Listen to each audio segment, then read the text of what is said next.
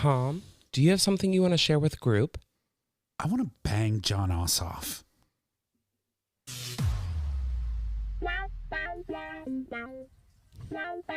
Welcome to GayTalk 2.0, the ultimate podcast for your dose of dish.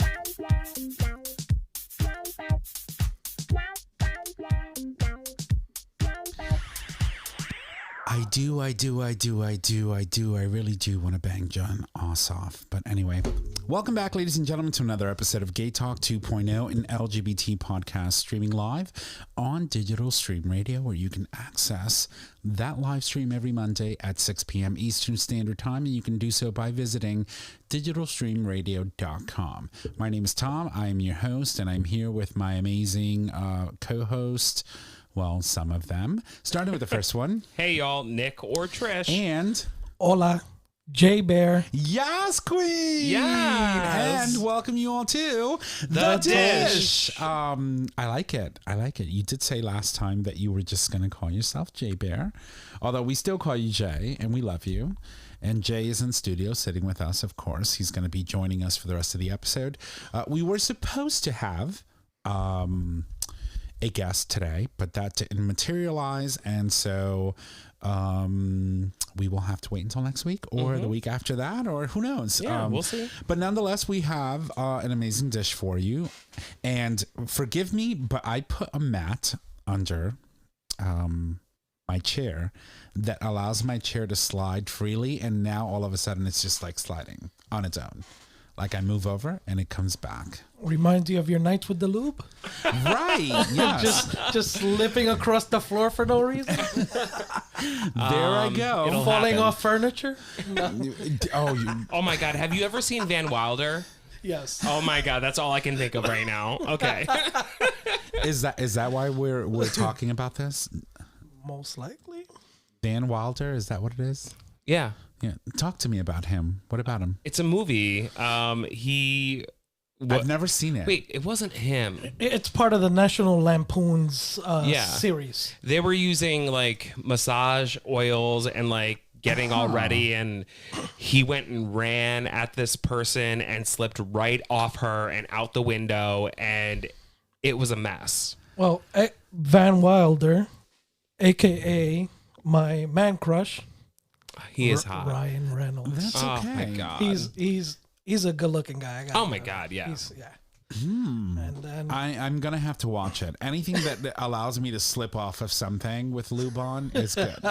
Right out the window. Yep. So I will warn you, I've had a couple of these. So I'd never had an Angry Orchard before. And I'm having some right now, and this is like my fourth one. So there's going to be a lot of cursive in this episode. Probably, yeah. So we have stories. We have, we're going to jump into what we've been doing for the past week.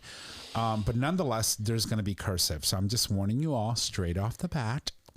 Did I say that right? Yeah. Okay, good. So why don't we toss it over to, let's start with Jay. You're a guest, our guest host today. So how are you, my dear? I am fantastic. Look. Oh my God! You didn't have to direct me to. Finally learned how to suck. Yes. Yeah, get close enough. Get close, baby. Yeah, it was good. It was a good weekend. Great weather. Could have done some gardening. I did a little yard work and just chilled. We had some dinner. Went out to dinner on Friday night, and I had these amazing. What were they? Sweet tea martinis made out of Jameson. So you love tea. I know that you're a tea person. Like you've had all these like different like crazy. But JMO. JMO in a tea. Explain that to me. Well, I can't recall that, but it's like a. Well, gee, I wonder why. I wonder why. Had like 4 of those with dinner. But it's Jameson, and I believe it's a sweet and sour mix. And Okay. Yeah, but they were fantastic, and of course Kim. Where was this? At La Scogliera in Shelton, Italian restaurant. I'm not even going to try to say it. Scogliera. La Scogliera? Scogliera, yeah. Is it Italian? Yes. Oh, well, I'm surprised you can't say it.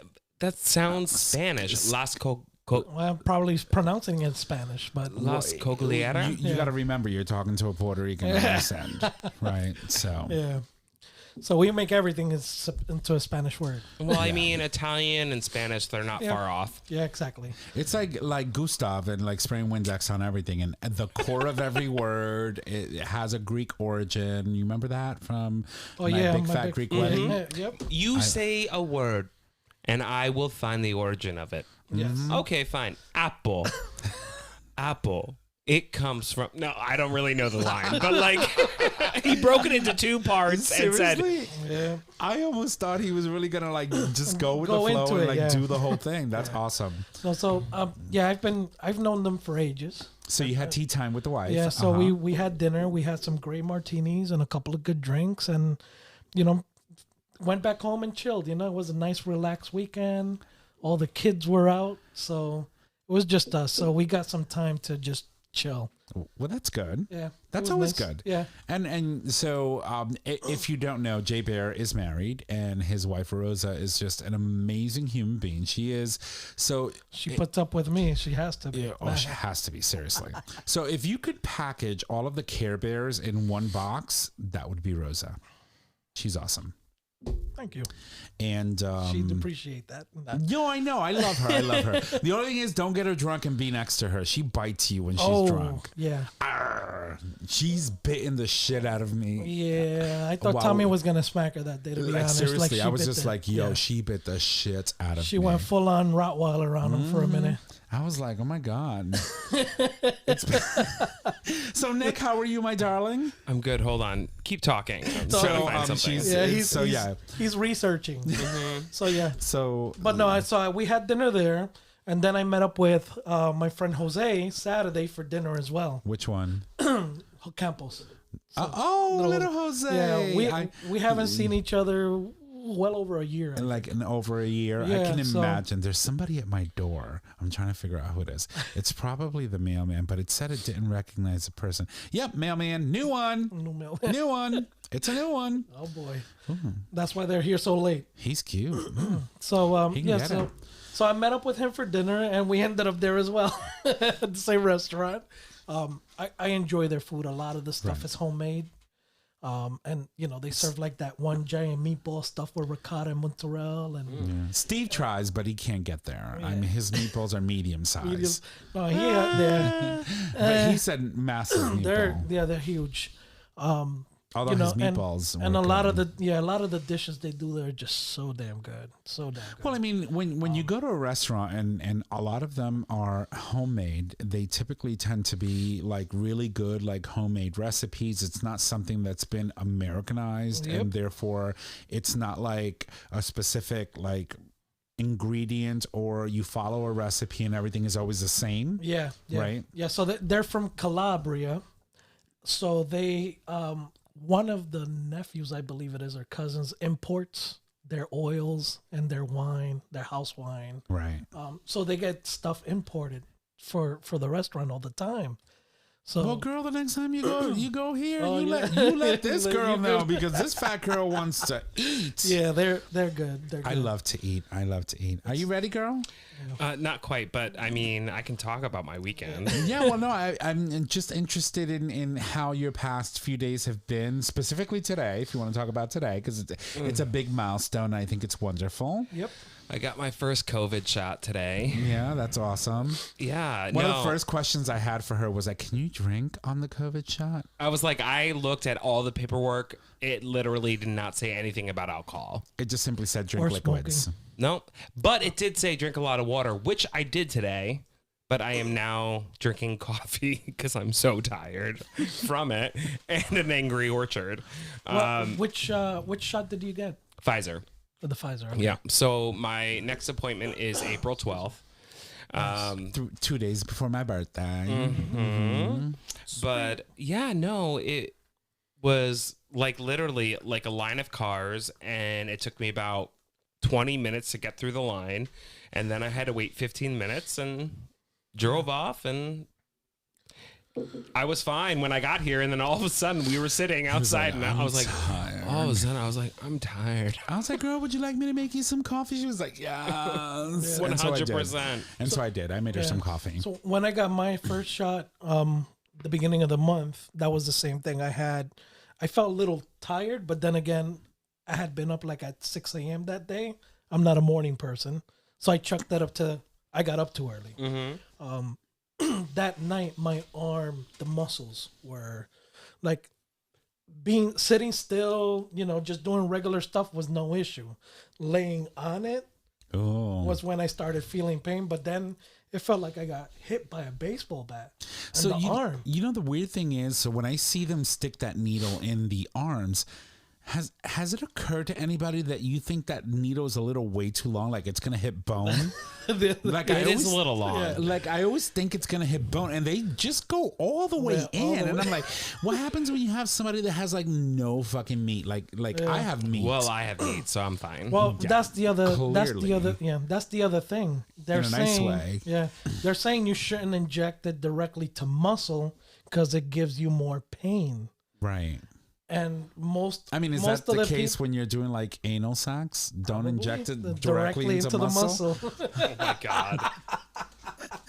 But I wouldn't know about that. No. No, but Well, true. yeah. So my shot when she gave it to me it sat high. This chick was like a ninja, in and out. And I was like, "All right, you ready?" She's like, "I'm done." She was already throwing the needle. Sounds like an evening at the Dick Doc. Probably. I don't know. In and out. In and out. But yeah, I didn't feel the needle at all. That night, yeah, the pain was definitely noticeable.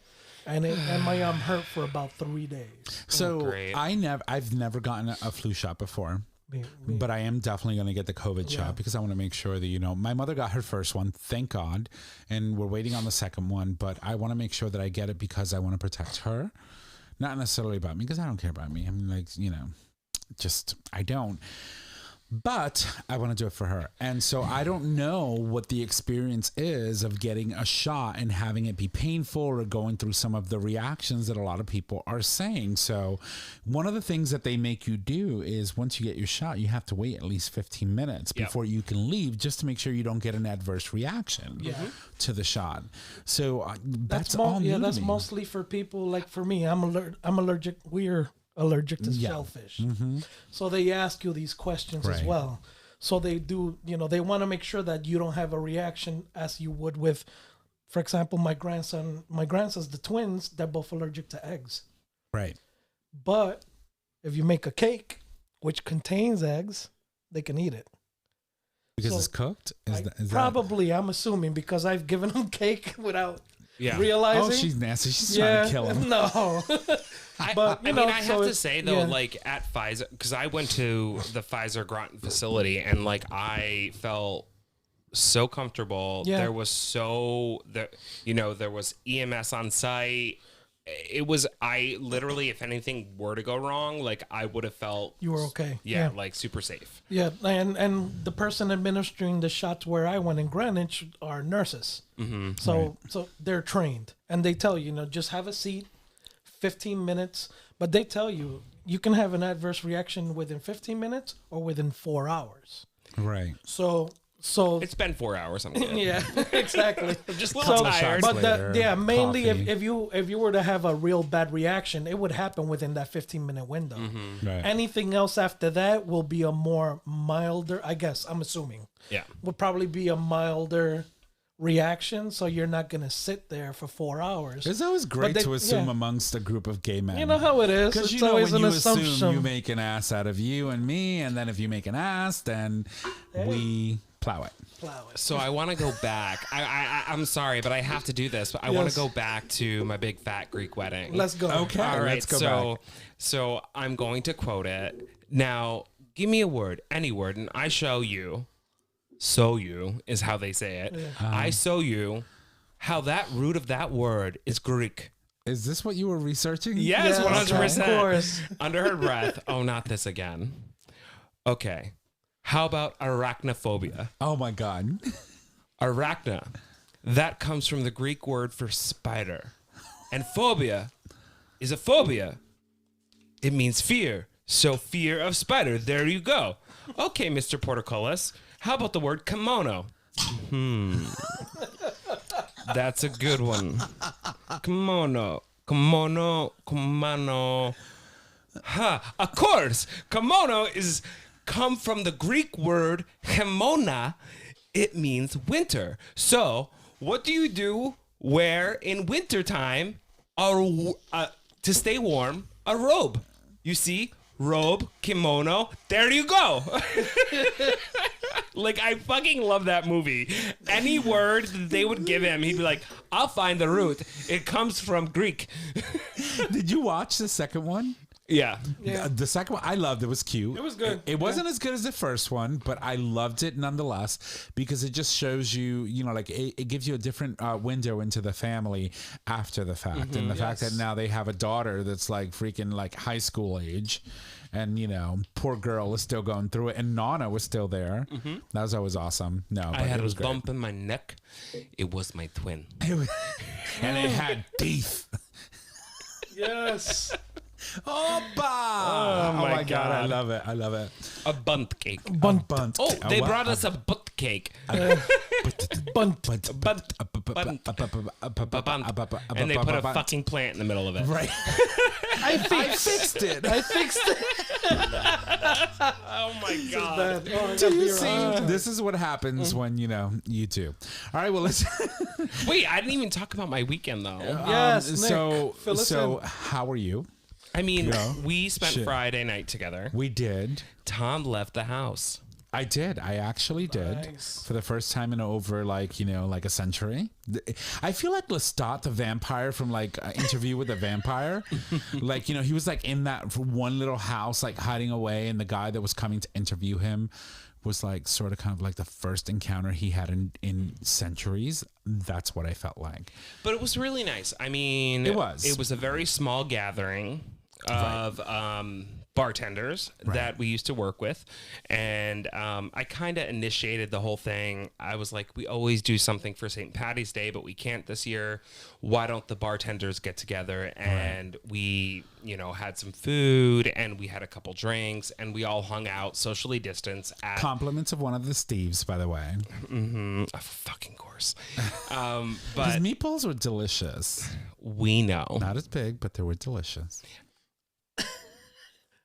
Anyway, Fat girl has always something to say. But it was really nice to like get together and like socially distance, have a couple cocktails, and like hang out and like see you out of the house. Sorry. So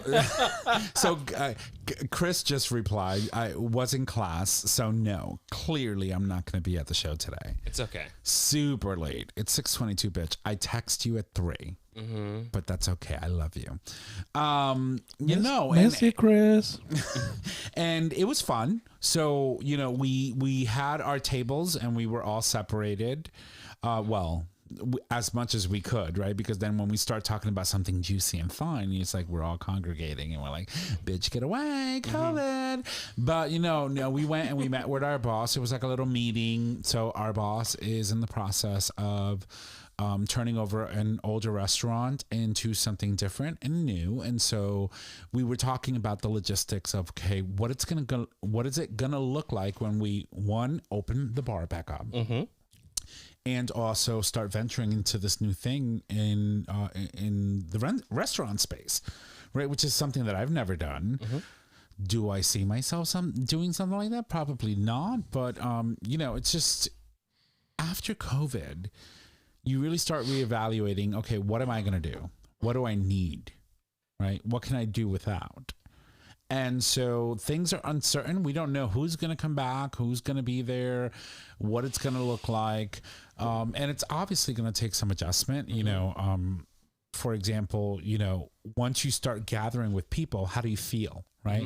When you start seeing people that you were used to hugging and being very kiki with, like, do you get to that point where you're comfortable again having PDAs with people that you were used to seeing all the time at work? Or do you still sort of kind of like, even after COVID shot, whatnot, stay standoffish? Like, what do you do? Well, I mean, I feel like we're all gonna have to wear masks for a while, right? And I also feel like there are certain people in your circle that you can maybe be more physical with. Right. But for example, when we used to work at the bar, people would come in and we would walk out from the bar and give them a kiss on the cheek or a hug or whatever. Right. That's not going to be a thing. I've stopped doing that since like December of 2019 when they started talking about that bullshit. No, and I know, and I think that is still going to be a thing until everybody is vaccinated, until it's under control. I mean, like personally, I'll be vaccinated hopefully and completely Immunized. 2 weeks after, right? Well, so, 29 days after the second one is typically when you're considered fully immunized. So Pfizer says 2 weeks. Yeah. Don't trust Pfizer. AstraZeneca. I'm literally getting their vaccine, so I have to. But like I will be way more comfortable hugging people and like doing all of that. But at the same time, it's gonna be weird. It's gonna. We have gone we're in our second year now, technically, of literally elbow butting people. Like, hi, Tom. Boom. How are you? Right. Like, it's weird. Well, I remember that. And I see people that I haven't seen in a while. To this day, I'm like, I don't hug elbow. Like my mom. I cannot wait until she is considered fully immunized because I want to hug my mother.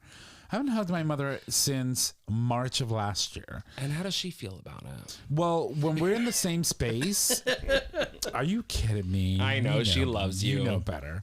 No, we're in the same space. She's like hugging you and putting her hand in your back pocket and taking a credit card. You don't even realize it. Right. And she's like, I need this.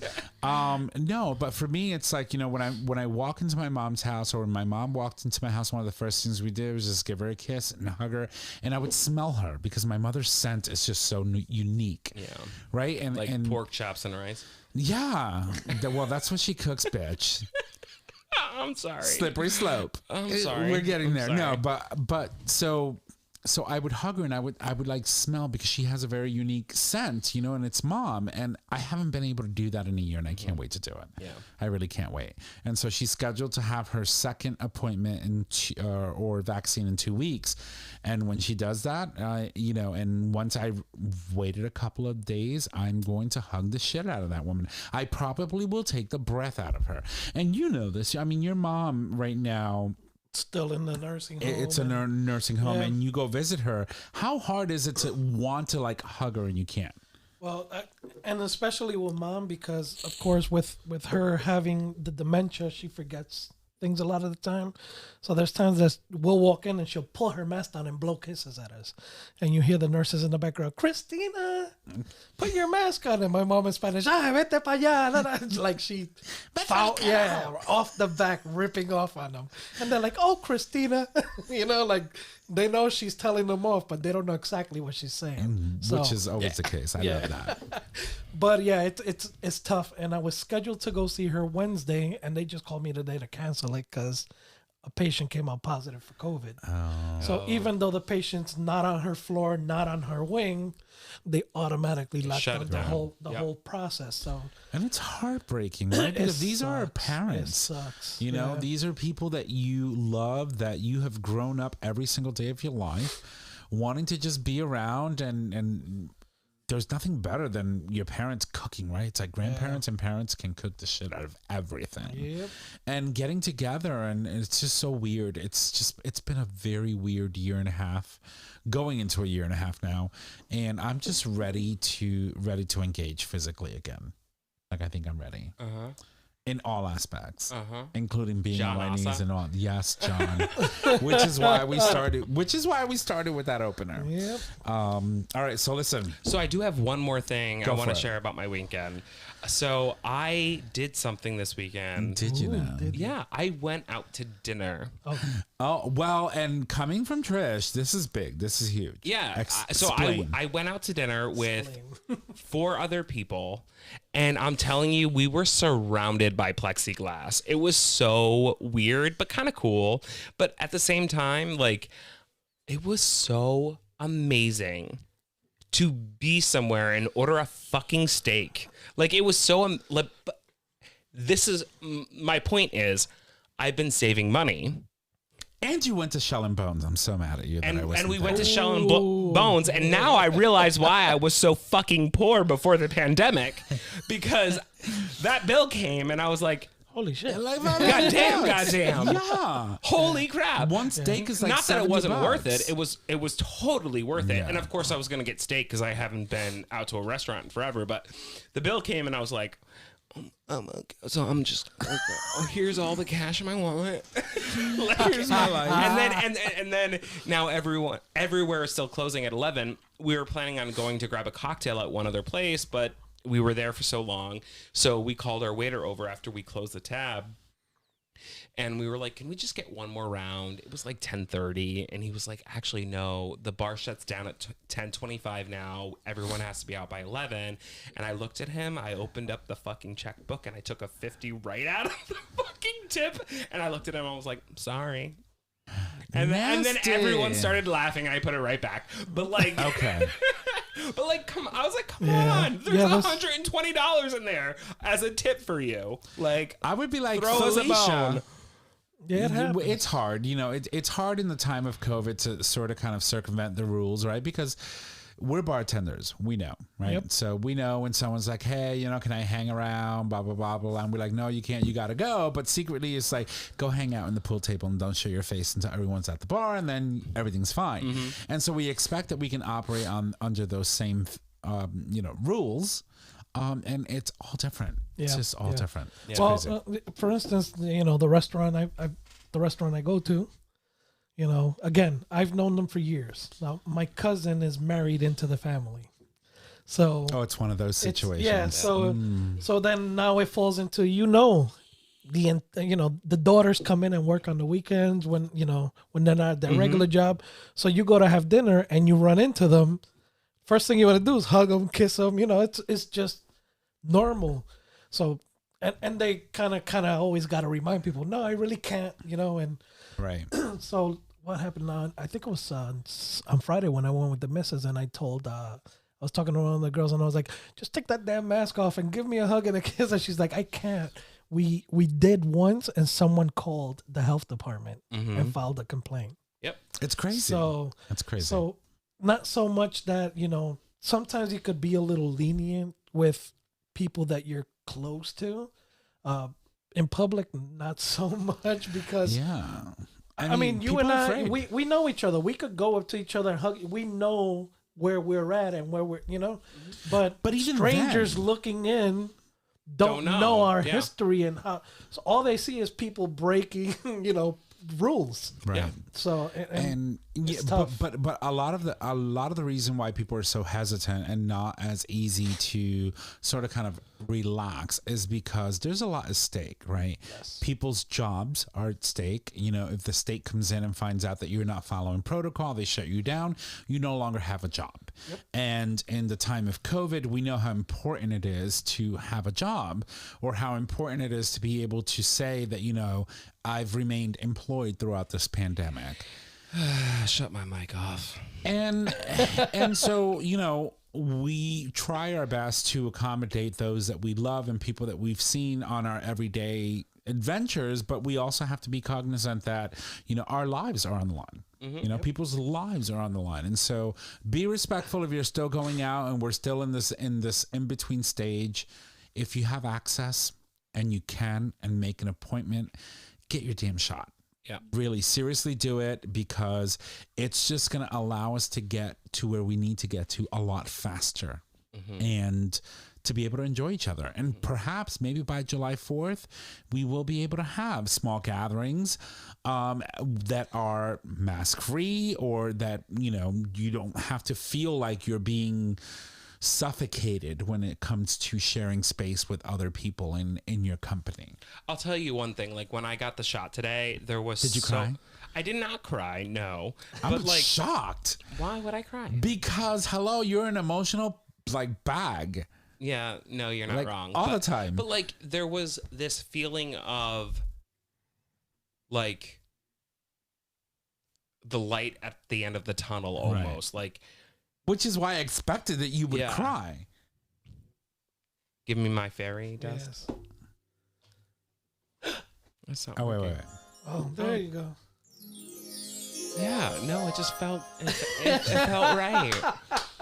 I was like, oh wow, but I also like I feel privileged because like I'm an in at Pfizer, right? So like, but it's also one of the, it's not necessarily that you have an in, it's a benefit of someone that works at Pfizer saying, hey, you live with someone who still hasn't been immunized. It is to our advantage that 100%, and that's why I'm allowed to get it. So right? so it's not that you have like you know, an in, But it's that's just privilege. Well, not necessarily. That's just Pfizer being cognizant of the fact that their employees also need to make sure that not only they are immunized, but those that live with them. Right. And Yeah. so it is an effort to make sure that they stay healthy so that they can continue to provide these vaccines that are critical for the masses. So no, I wouldn't call that privilege. I would just call that Pfizer being A company diligent. a company thinking about not only its employees but also people that The extended. extended Right, family, yeah. friends, and That's just them being diligent.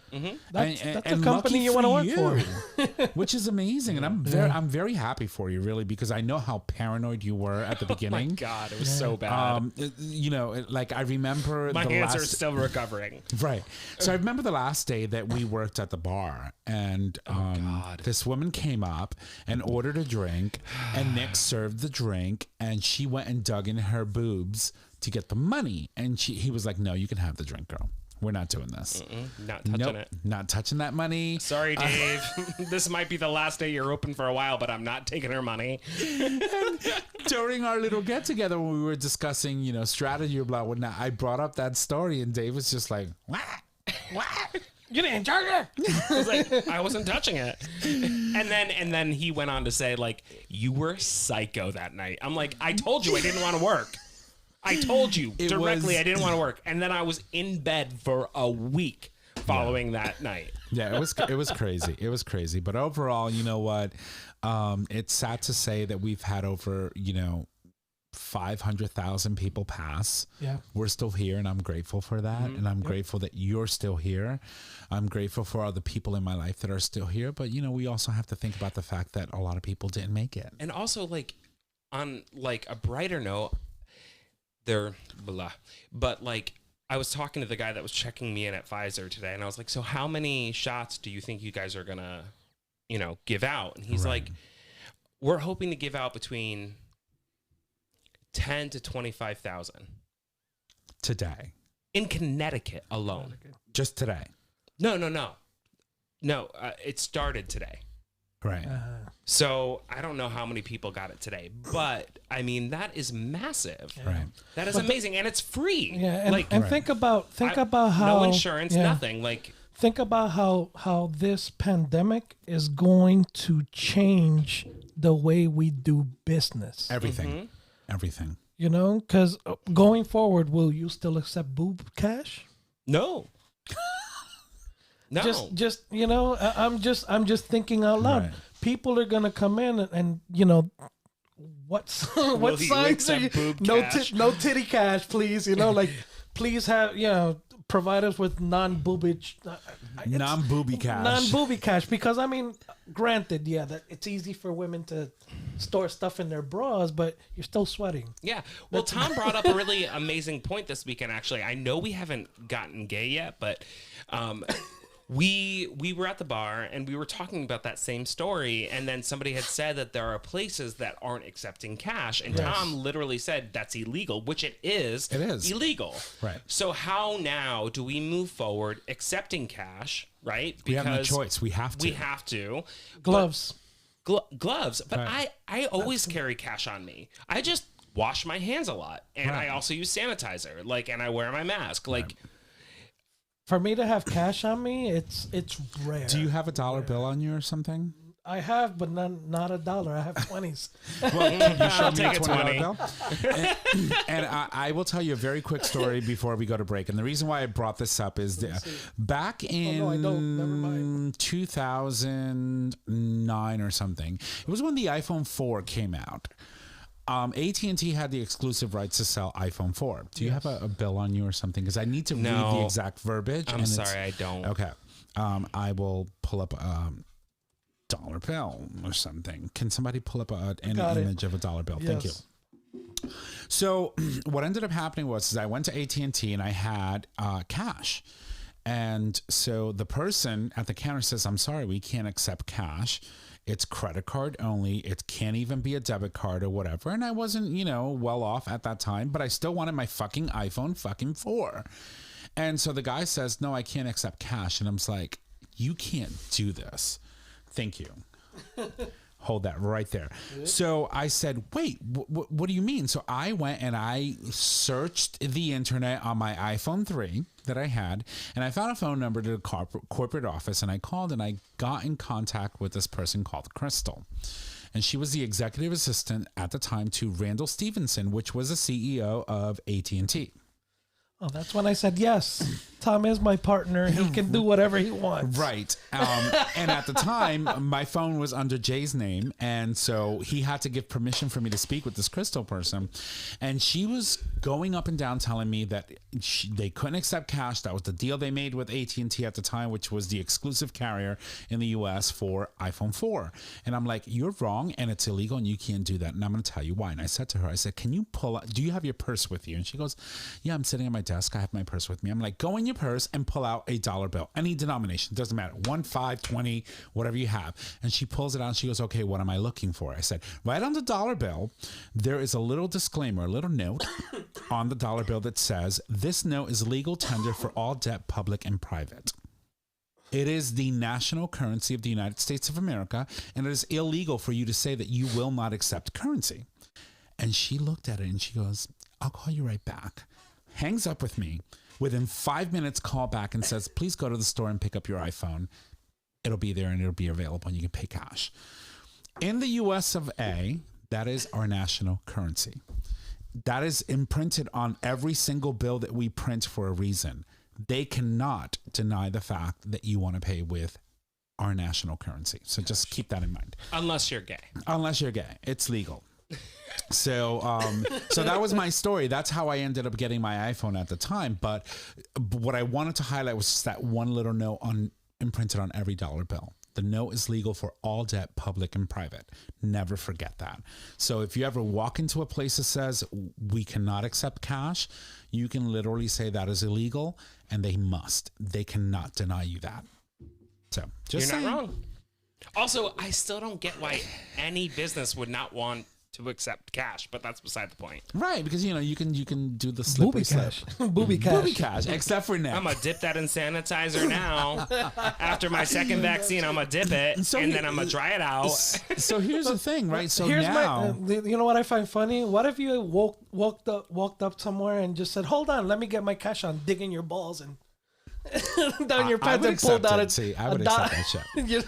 So you know that now they're making these sanitizers for your phone where you put the phone in the device and close it while you're washing your hands and your phone is sanitized. Why can't you build? So there's these new things. It's a UV light. It's a UV light, and you can keep it in your bathroom, and you just put your phone in it and close it. And while you wash your hands, it's sanitizing your phone.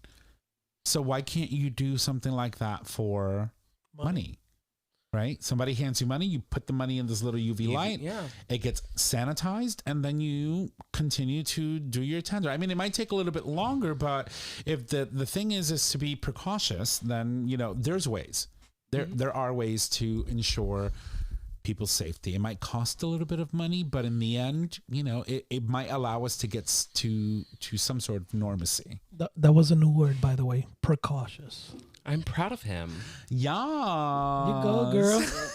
All right. Well, listen, speaking of words and all that good stuff, I believe that we need to seriously go to break because we've been on for about 34 minutes talking about absolutely nothing.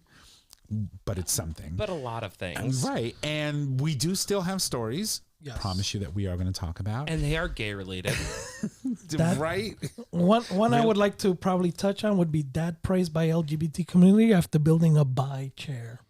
Oh. Right. Are you gay? By the way. I mean, I don't know. I haven't had sex in so long that oh my God. I need my second Pfizer vaccine and then I'm going to go crazy.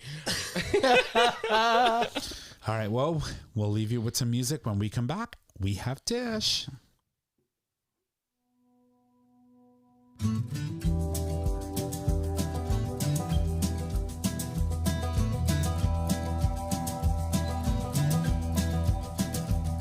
She was waiting by the back door, said, babe, we gotta leave town. Get your shit, get your suitcase, your dog, your guitar, cause we gotta go now, cause they're coming. Well, they know our fucking names, yes, they're coming, just the same. Well, I know you don't want to leave your life. You've had some blood and tears, little joy, little strife, but they're coming. Well, they're coming down the road, yes, they're coming, truth be told. And don't forget the whiskey, and don't forget your history. It was never their land in the first place, but they're coming just the same.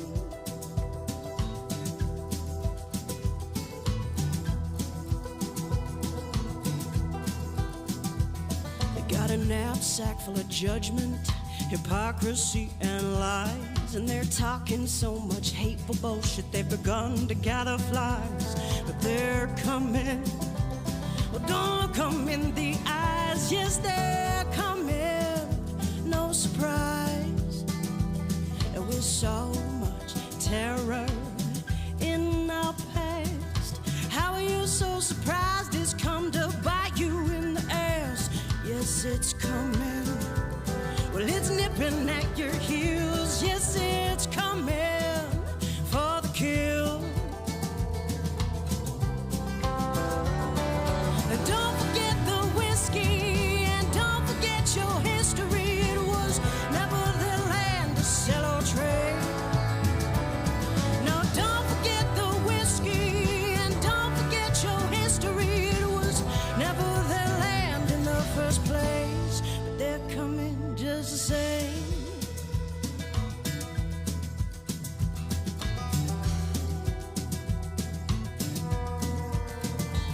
So I'll meet you at the station where we can get on that train. Head out to the wastelands where we can change our names, cause they're coming. Well, they know our fucking names. Yes, they're coming just the same. Just the same. Just the same. Just the same. All right, ladies and gents, welcome back from the break. That, of course, was Wastelands by Amanda Barrack. That song and her entire album is available on all the major music streaming services. You can access them by just going to them and downloading her album. It is amazing. She is incredible. So that being said, we are back from our break, and we've got stories. We've got stuff that we need to talk about, right? Make it all worthwhile. So I'm going to kick it off. Actually, you know what? I'm going to let Nick kick it off. Oh my God, why? Because you had your COVID shot today, so before you lose your power. Fall asleep. Right. So I'm going to let you talk, and then I can just, do the rest. All right. So in honor of Chris. Chris? Yeah. Like our Chris? Yeah. Okay. I thought we would talk about Canada. Meanwhile, in Canada. Thank you. Go for it. Canada is one of the most LGBT friendly destinations.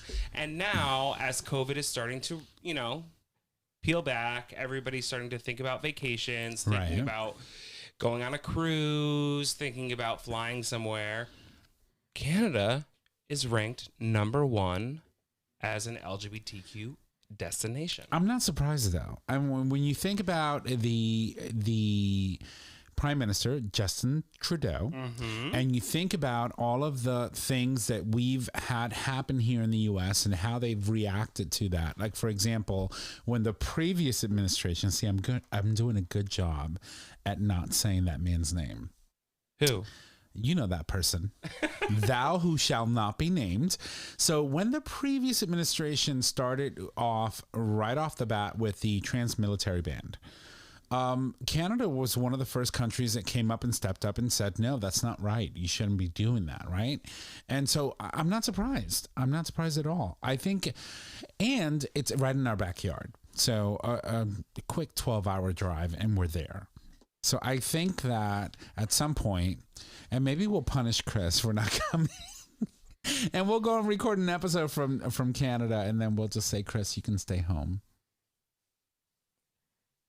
He would kill us. Yeah, no. He wouldn't even let that fair. happen. That's not fair. He wouldn't even let that happen. That's not even an option. You know that, right? I say that out of love and jokingly, obviously. But yeah, he wouldn't allow it. So Canada topped the index for with a total score of 12, while Malta, Sweden, and Austria also had a point of 12. Sweden and Austria received a negative point for still legally allowing conversion therapy. Canada scored neutral with legislation efforts to ban the practice ongoing. So, so basically what they're saying is Canada is number one. Right. For every country in the world currently for traveling and being there and, you know, whatever. Then again, don't go in the winter. It's fucking cold. Right. So I feel like some people like the cold. You can't say don't go in the winter. Not me. So I feel like this is something that Chris would really enjoy, and he would totally do one of these.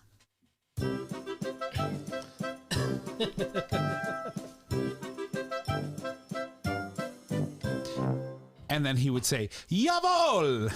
Jawohl. So, but you know what? I want to go. I really, truly want to take a road trip and go to Canada and record a show up there. Like, I think, so we have to be very careful. So Canada is one of those countries where, for example, if you have a DWI in the U.S., you can't travel to Canada.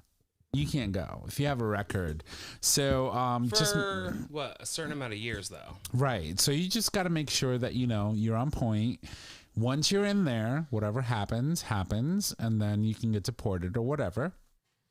But nonetheless, I think I would love to go and record an episode. See, I'm a big foodie, and I follow a lot of guys that do food trucks and stuff in Canada.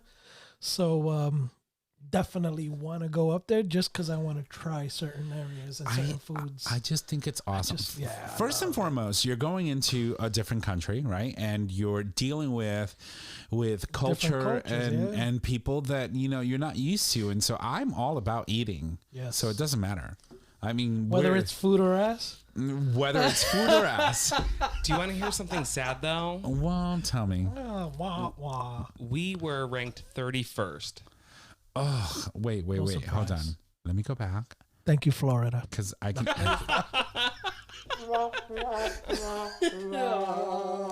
I can do that. No, but I think overall we know this. We've been doing the show for 5 years. It's been a long time, right? Yeah. March 7th was our 5-year anniversary, and we know where you can go, where you can't, and you know. Canada has always been one of those places that has always been everything friendly, right? They're immigrant friendly, LGBTQ friendly, and when it comes to a destination where you could go and really be yourself and be proud of who you are and also enjoy amazing cuisine and beautiful landscapes, Canada's definitely the place. So, I mean, for God's sakes, when Chris went up there, he used a fucking pizza box to get himself out of a situation where it was snowing and he couldn't move his car. So he ordered Domino's. Out of all places, who the fuck goes to Canada and orders Domino's and then uses the cardboard box to get his car out? Didn't he have that little, like, he had a sports car. It was like a 2-seater. I swear to God, I got in it. I felt like I was in a coffin. And he got stuck in the snow because it was a really bad snowstorm when they were going up to Nova Scotia. Mm-hmm. Was it Nova Scotia? I don't know. It was, well, it's up the East Coast all the way past Maine, and he was up there, St. Andrews or something like that. I can't remember where it was. But nonetheless, the man was resourceful. He used a pizza box to get himself out of a jam. Mm-hmm. And he was up there with Toby. And he was also in an SUV. So no, he wasn't. Yeah, he was. He was in his car. No. He rented something? Yeah. Oh, I feel like we need, Chris, you're going to need to come on and clarify this because I feel like it was your sports car that was just like all over the road. Yeah, no. I mean, it probably was, but he wasn't driving it. So where Canada scored a perfect 3 in anti-discrimination legislation, the U.S. is stuck at a measly 1. Worse yet, the U.S. received several negative points for transgender rights, religious influence, and murders. I'm not surprised. No, I know, but it's at all. crazy to me to think that we live here and literally our neighbor To the north. is number 1. To the north, to the north. We make fun of them, but they're Right. way smarter. make fun of us, they too. Make fun Yeah. of us. Oh, they always make fun of us. Are you kidding me? Yeah. Like, who are we kidding? Yeah, they were like, "Hey, look at that guy. He's in charge."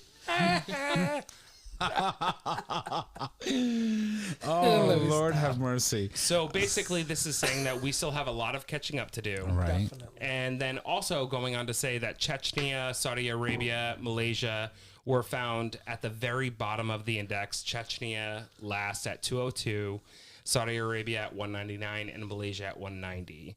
So there are a lot of countries that need to do a lot of work. Here's the progress. Seriously. So, for example, this poster right behind us here, it says U.S. must help Chechen LGBTQs. Voicesforchechnya.com. You guys went to that rally, you and Chris. I wasn't able to go because I was working, unfortunately. But, you know, it just goes to show you, you know, the scorecard is correct. Seriously, it is. Yeah. Well, speaking of LGBTQ rights all around the world, we're going to go all the way to the amazing little Japanese island to Japan. In a historic ruling, a Japanese court ruled it is unconstitutional for government to not allow same-sex couples to get married. On Wednesday, March 17th of this year, the Sapporo District Court ruled that Japanese public should have the right to get married. The groundbreaking ruling is a landmark victory for the country, as same-sex marriages are not legally recognized, as Article 24 of Japan's constitution defines marriage as a mutual consent of both sexes. The judge, I'm not even going to attempt, I'm not going to do a Chris and attempt to actually say this judge's name, because I think it's disrespectful if you can't do it correctly. So I'm not going to try. But the judge said in a historic ruling that preventing same-sex marriages violates Article 14 of the Japanese Constitution, which bans discrimination based on race, creed, sex, social status, or family origin. And I think that is fantastic. Obviously, landmark, and it is a landmark ruling, as we remember that not too long ago, we had one of the first Asian nations to actually declare marriage equality being legal. And it was historic back then. But I do have to note that according to the New York Times, the landmark ruling cracks doors open for same-sex marriages, but still it is a very, worrisome, because although the court has found that it was unconstitutional for the country to not recognize the union, it would require that Parliament make a pass of law before they would consider the matter settled. And so what the court said was basically, you know, we believe it is unconstitutional, but it'll require an act of Parliament before we can say whether or not, you know, same-sex couples can go and get married. And so while it is good news, it means that, you know, in Asian nations, things are moving in the right direction. There's still a lot of work to be done. Yes. Which is crazy. And, you know, and for us, we've had same-sex marriage laws in-house since 2015, and we still struggle internally with how we are defined by people who don't agree. Did you just fart, or was that your chair? That was the chair. That thing is making a lot of noise. Yeah, it needs DW40. A big girl sits on this Did chair. you hear it? She needs to lube it up. I have She's some squeaking. She's squeaking. So it's just, it is incredible. It's an amazing. I'm actually reading some stuff on that as you're talking about it, and I know that part of it, Thank you. I'm slouching. I'm so bad sometimes. Part of it was I was reading a part of that whole lawsuit, and one piece that stood out for me was on January 18th, Ikuo Sato, one of the plaintiffs in the Tokyo lawsuit, passed away from a brain hemorrhage. Right. He had said, when I die, I want to hold the hand of my partner, who became my legal spouse, and say that I was happy. But his wish was not fulfilled. So, we also have to keep in mind that there's a lot of people that are in the forefront of these fights, right, trying to get that acknowledgement. And unfortunately, they don't get to see it come through. Mm-hmm. So just the acknowledgement and the fact that this judge has made that decision and that ruling is a big step in the right direction. Well, a lot of people don't realize that, for example, here in the U.S. in 2015, when we did have marriage equality pass, both plaintiffs in that case, when you think about Edith Windsor, mm-hmm. and when you think about Obergefell's husband was not alive when that ruling was passed. Mm-hmm. And same thing with Windsor. When you think about her spouse, the reason why she challenged the lawsuit that was created or launched in the state of California was because they were trying to make her pay an estate tax for a person that she could not legally claim as her wife.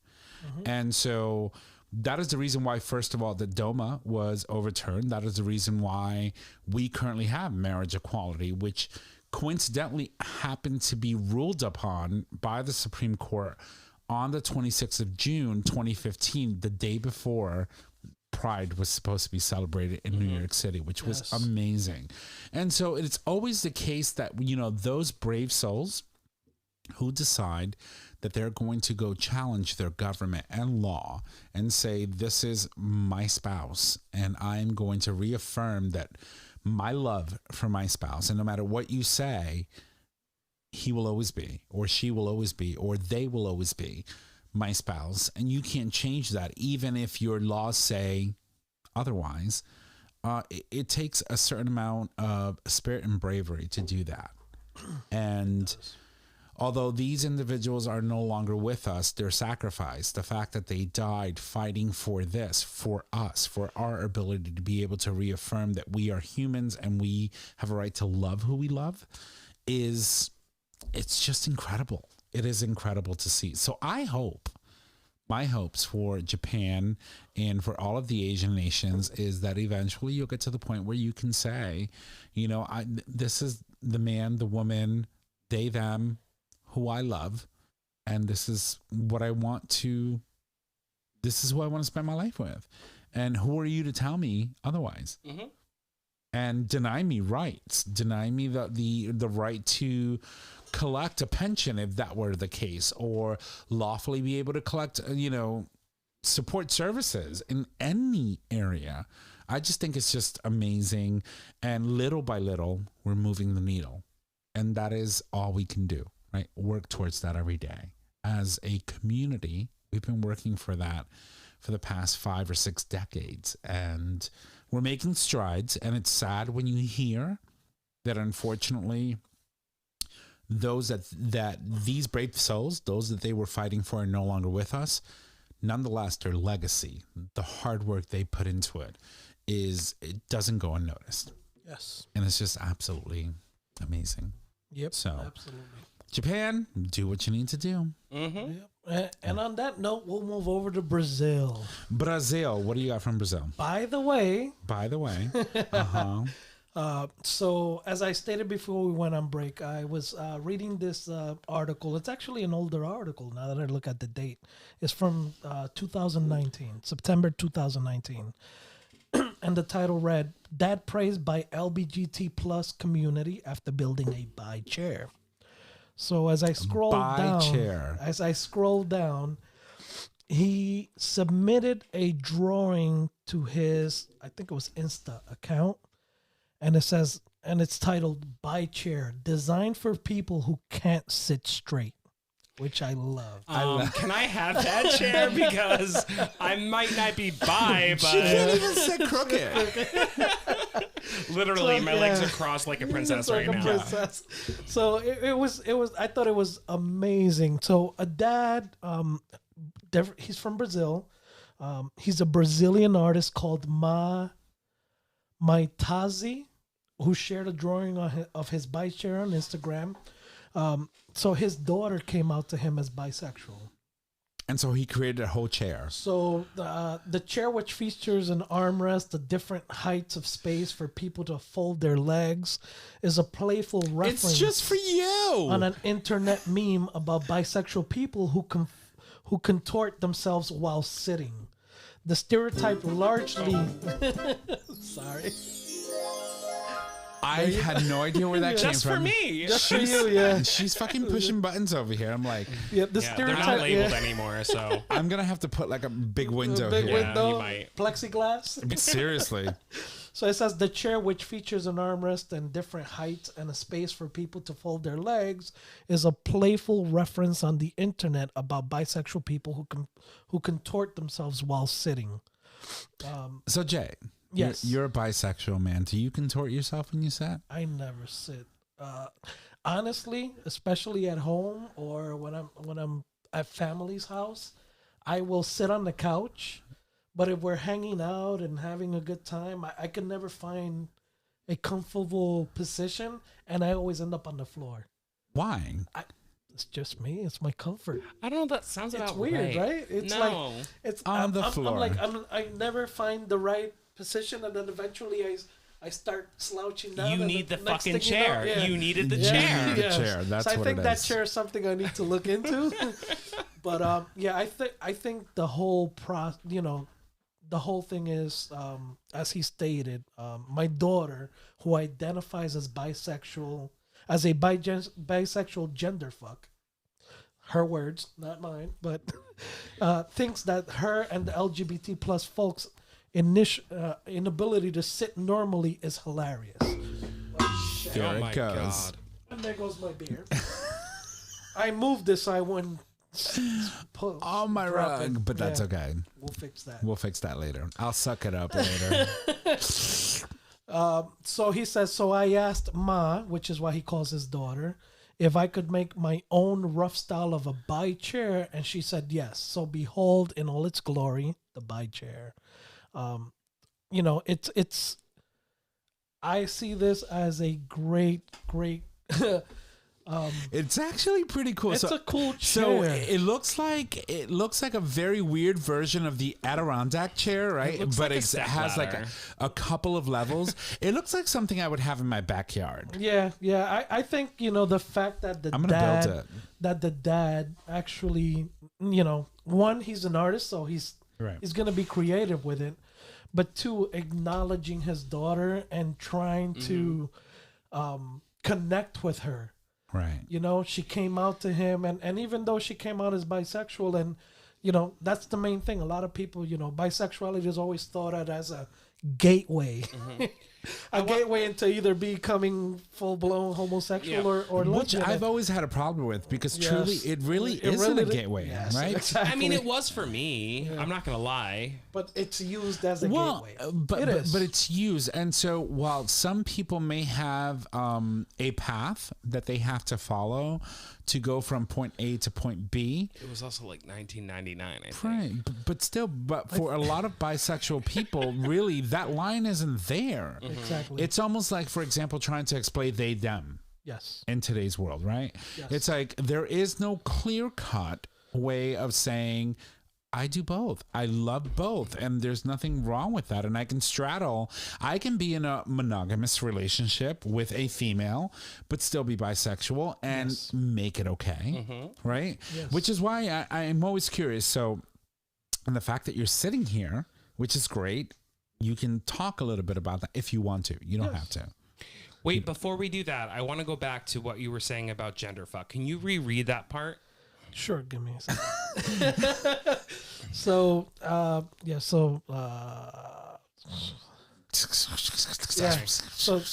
he reached out to her, and what it states is he asked her for her permission to construct the chair for real after his daughter, who identified as bisexual gender fuck, Okay.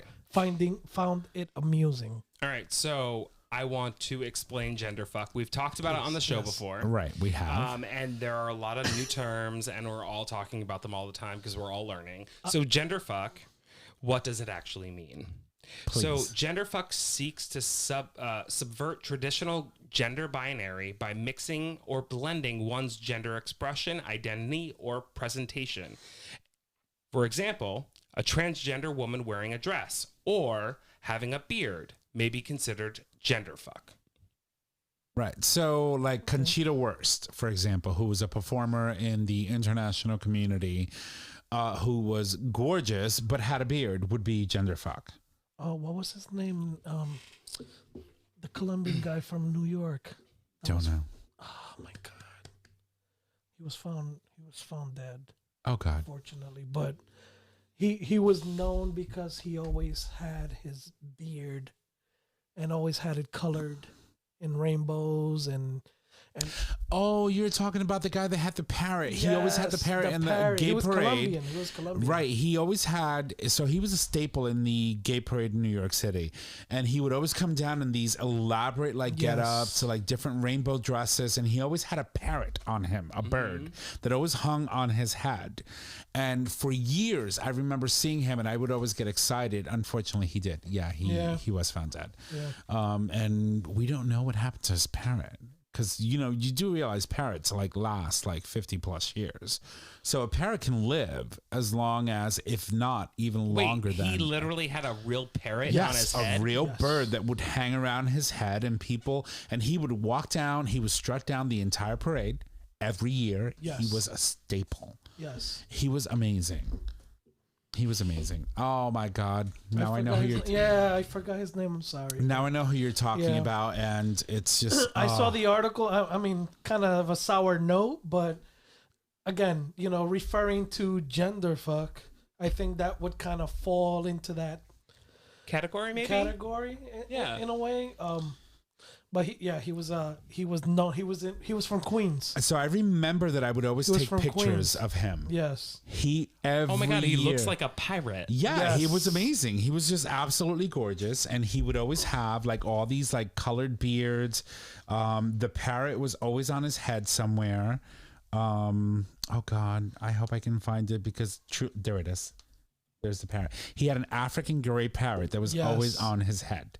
And he was just absolutely amazing.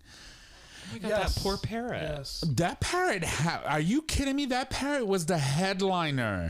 No, for I know, the but entire now, gay like, that parade parrot is for just, like, years. lost. My point. And so a lot of parrots, you know, typically last 50 plus years. So if he loses his owner, I just wonder where he is. Yeah, I think they used to call him Miss Colombia. Miss Colombia. Yep. Yeah. We'll post a picture of this incredible individual. This human being was truly inspirational. He was very, very, very colorful. And every time I went to the New York City Gay Pride Parade, he was one of the people that I would look for. Yeah. Truly. And his gay parrot. And his gay parrot. Yeah. So thank Or you for sharing bi-parrot. that. Or a trans parrot. We don't know.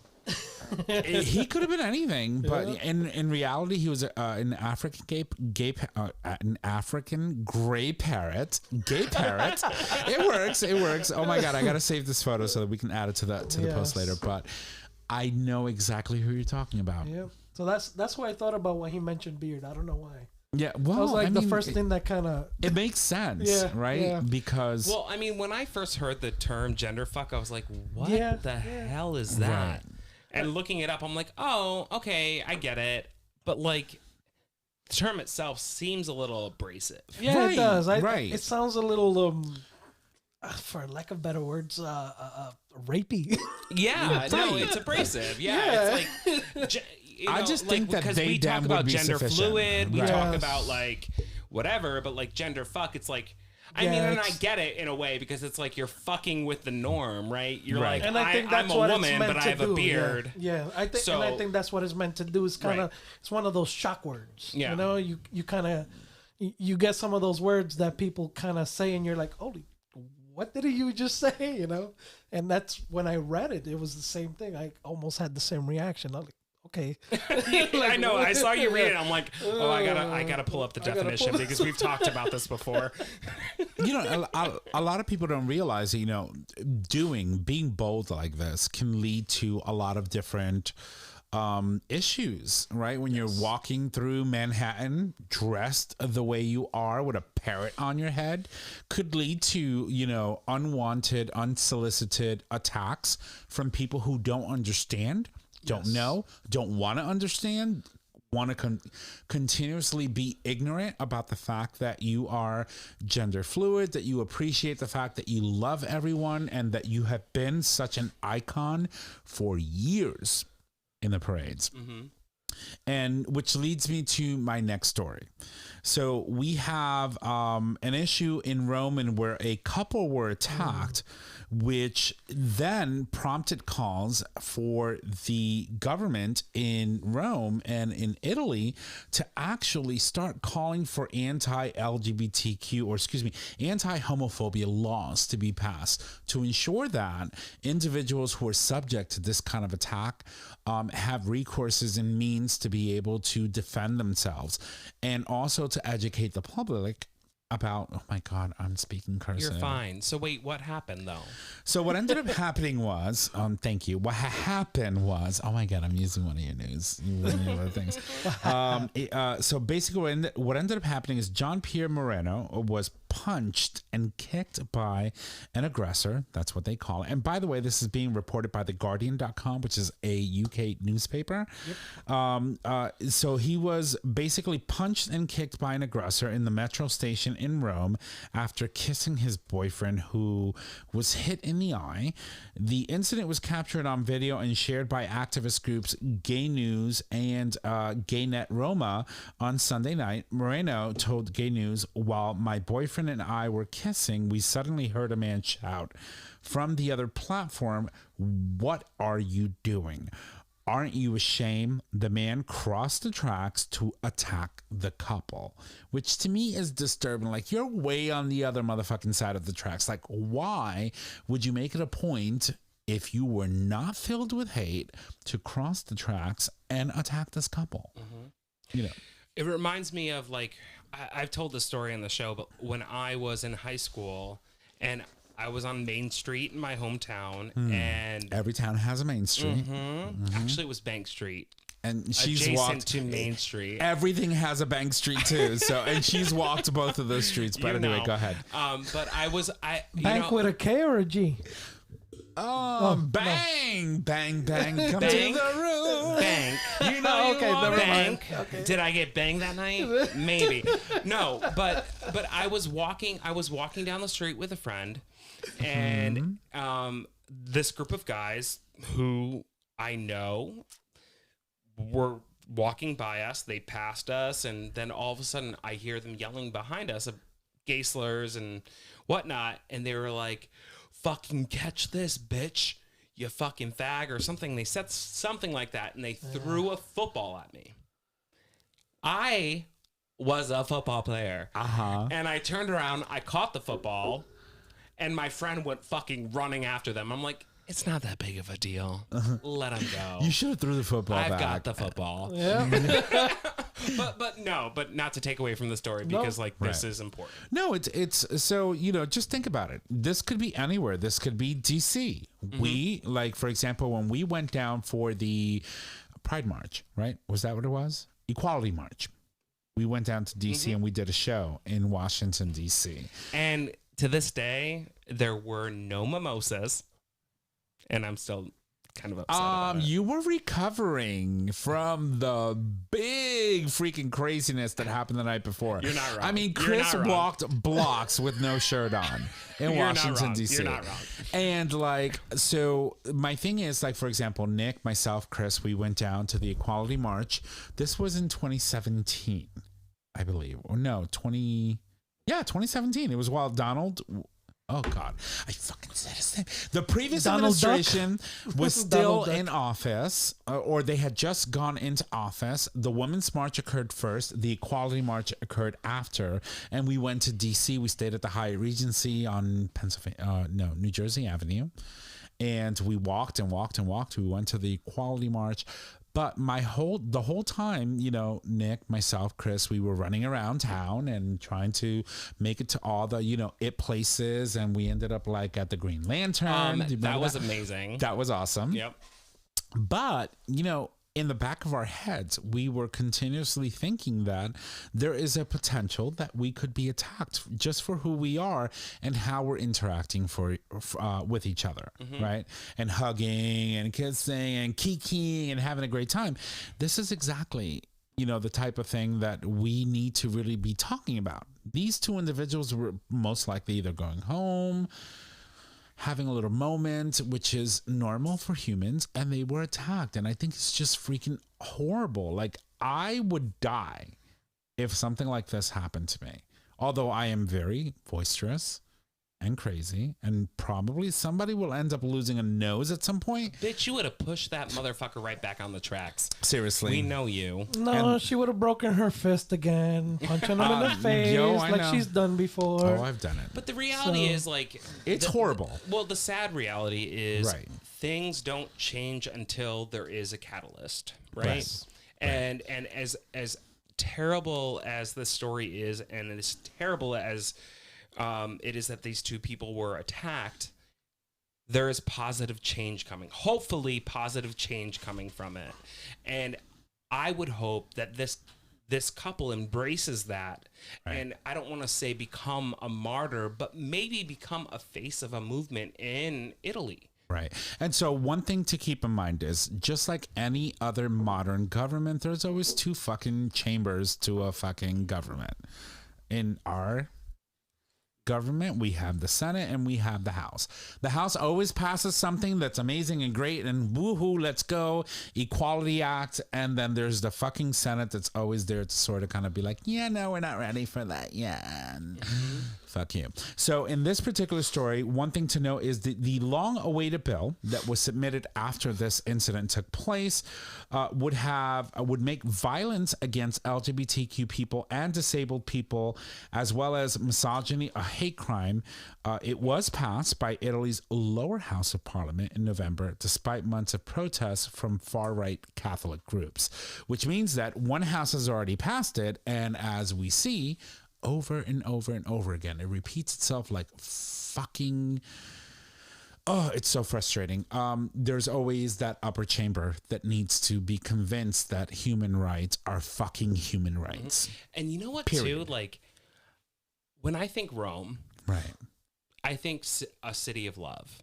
Right. Like, when I think Paris, I think city of love. When I think Rome, I think city of love. See, I think getting pounded in a fucking dungeon somewhere by a gladiator, but okay. City of Getting Tom's roamed. type of love. Getting rimmed in Rome. No.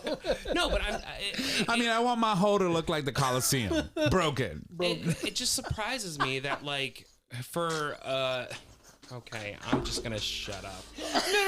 No, please go. Go. I mean, like, Rome is one of the oldest cities in the world, really. Julius Caesar. Yeah, and you think, like, and historically, we know about the bathhouses. We know about... I mean, New York had to get the idea from somewhere. Yeah, but the point is, it's like, at this point, like, what the fuck? My eyes twitching. It is time. It is time to embrace all types of love. Right. In the city of love. Right. Well, I thought the city of love was Paris. Like, that's why I said Paris and Rome. Oh, Paris and Rome. Yeah. Well, Okay. keep this in mind. There's been researchers that claim that Shakespeare was undeniably bisexual. There's also claims that Shakespeare wasn't actually the one that wrote all his fucking Supposedly. Plays. Yeah. But so- there's actually an article that actually state that based on analysis and what was that? A fresh analysis of William Shakespeare's sonnet has found evidence that he was in fact bisexual. Researchers have claimed. I mean, it makes sense though, like, right? Anybody writing tragedies and love stories the way he wrote them must be gay. Not must be gay, but must be able to see a spectrum of love, right, and a spectrum of hate and a spectrum of tragedy. Right. Like, and to think, right, so Shakespeare, if I'm not mistaken, correct me if I'm wrong, existed or started publishing his plays around the time of Elizabeth I. Oh God, I don't fucking know. Really? Am I wrong? I think so. tell. Anyway, Hans will actually correct me at some point. No, but I think I'm right. I think that William Shakespeare existed around the time of Elizabeth I, and if you think about all the things that were happening in England at that time, the Elizabethan era, 1564 to 1616 is when he lived. yes. So, am I right? I don't know. So Google Shakespeare and Queen Elizabeth I. No, you're right. You are okay. right. So when you think about what was happening, right? You have the Reformation of the English Church, if that's what it's called. You had Elizabeth Queen. She was the Virgin Queen. She never married. She was a Protestant. Her sister, right before her, who died, she was a Catholic, and she was trying to she literally murdered thousands of people because England was Protestant and she was a Catholic queen via her mother. Oh God, what was her name? Catherine of Aragon, of Spain. But the thing is, to think about all that was happening, right? You had all these wars that were happening because of religion. And then you had all of these alleged romances between some of the people in the court, the men especially, with each other. I don't know if you ever watched the show The Tudors on... It's been a minute, but yeah. Oh my God. So it's not HBO. No, it's... Max? It's not Max. It's, I don't know. Just find the point. Oh my God, she is nasty. Well, the point is that in that time, COVID shot came with a side of bitch. Oh yes, it did. Honey, it wasn't a COVID shot. Served to you with a side of bitch. No, the point is that in that time, there was proof that homosexuality existed. There was proof that it was practiced openly in certain circles, and especially those in higher upper class England. That could get away with that. Right. Squires. They all have squires. That's right. You and the squires. Even the king got You jerked brought it off up for last God's week. sakes. Come on. That's what it was for. Do you want your own squire? I want my own squire. I wouldn't mind And I was squire. like, dress me up, bitch. Call me a bitch. Beat me, and all that good stuff. No, but the point I was trying to make is that around that time, given the turmoil that was happening from a religious perspective, there was a lot of activity that was recorded to have been homosexual in nature.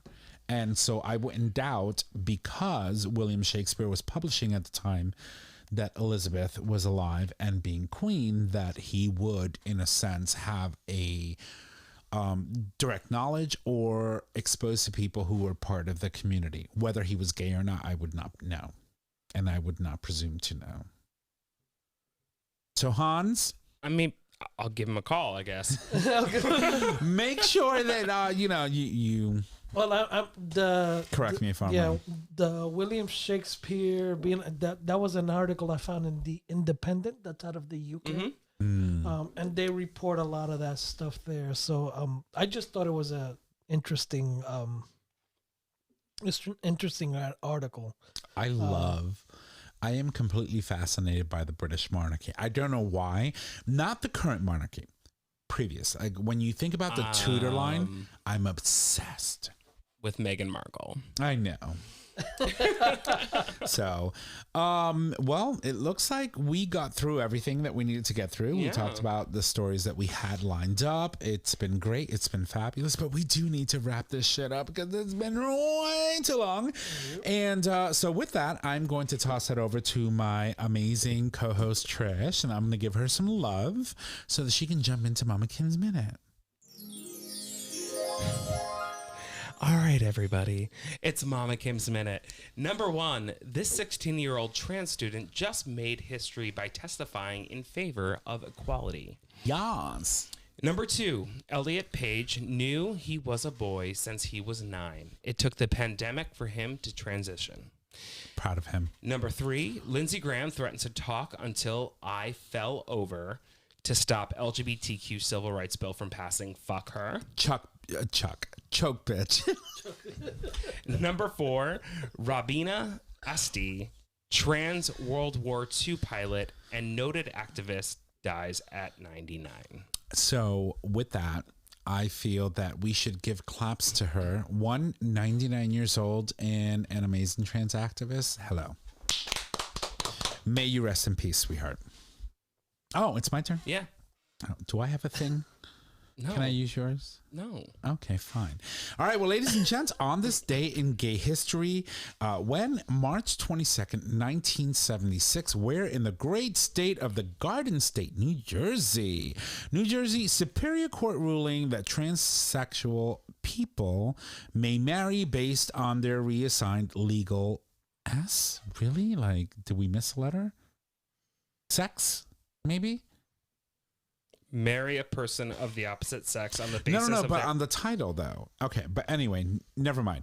I think they couldn't fit it. So legal sex. Yeah. All right, so in the case of MT versus JT, New Jersey Superior Court rules that transsexual persons may marry a person of the opposite sex on the basis of their gender identity after reassignment surgery is complete.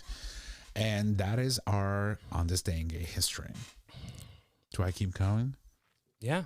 Okay, well, it's up to me. All right, well, ladies and gents, if you love the show, make sure that you go subscribe, rate, and review. I told you there was going to be a lot of cursive in this. On your favorite podcasting service, by subscribing, you get the latest and greatest of our show delivered right to your favorite device or web browser as soon as our episodes are published.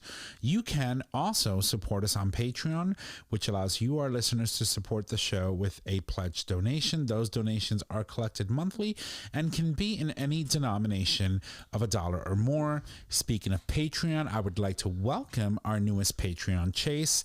Thank you so much for supporting our show. Thank you, Jace. Do you still want to support us?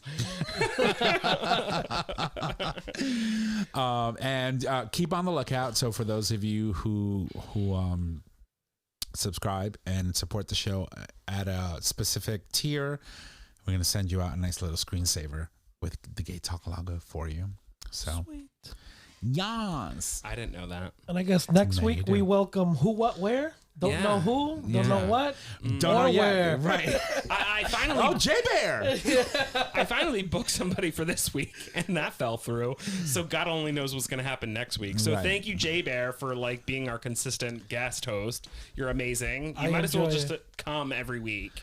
We'll Like make it happen. All over his face. Yeah. I mean, He might need He it. needs to moisturize. I moisturize every day. So I'm going to that's- sign that's a off. These two are protein going to kill each other. moisturizer. I'll see you guys next week. Bitch, I use Clinique. And I'm unemployed. That speaks volumes. It does. I'm telling you, she's You're going to too kill you. expensive for me. Never mind that shit. I froze that shit just like you do with meat. You know what I I mean? cannot. So I guess I'll go on to say our show is available on our website. Not yet. GayTalk. No, Not yet. I went ahead. We're almost there. Okay, We're almost there. almost. So, and now, wait. I need to get my voice for this.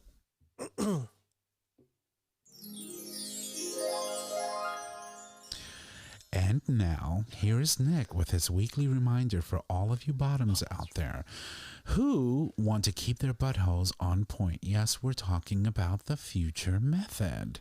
Don't forget, get your discount for the future method today. Each time you clean out with water or enemas, delicate tissues are harmed and cells are damaged, increasing chances of injury and or STDs. The first of its kind doctor-developed formula gently cleanses before you play without hurting your bum. And now you can use code GayTalk20 for 20% off, valid for one purchase or one subscription per butthole. So, once again, that's Gay Talk 20. Make sure that you get your discount. Now, Mr. J, So I guess Bear. we put a rubber on it. do you have any in your pocket? No, I don't carry. You're married. He Oh, wait, doesn't I've care. got my bag right here. So I guess now I can go ahead. And Yes, you our can. show is available on our website, gaytalk20.com. Is that okay, Nick? Uh-huh. Okay. Failing Under audio podcasts.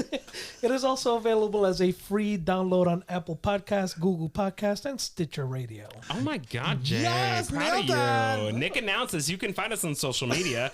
Facebook, GayTalk 2.0. Instagram, GayTalk 2.0. Twitter at GayTalk20. You can email us at GayTalk 2.0 at GayTalk20.com. Tom, Don't take fuck it it up. away. All right. So if you need to reach out to us, just head on over to our website. There you can click on the Contact Us tab located at the top of the web browser. There you can leave comments, suggest topics, submit a question for the cast, an individual host, or any of the myriad of topics that we cover every day.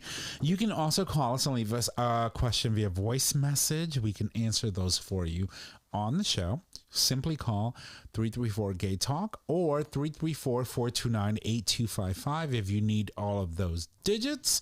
Don't forget that we literally just... Oh, sorry. Keep going. I will cut her. Don't fuck it up, Nick. I just did.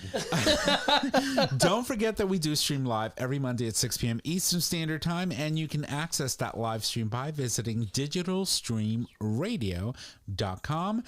With that, ladies and gents, that is our show. Thank you, and y'all have a good night. Bye!